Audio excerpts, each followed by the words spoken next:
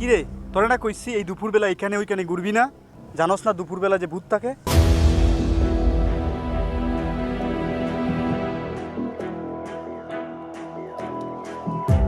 তোর না বউ হওয়ার খুব শখ, এভাবে দৌড়াদৌড়ি করলে কিভাবে বউ হবি?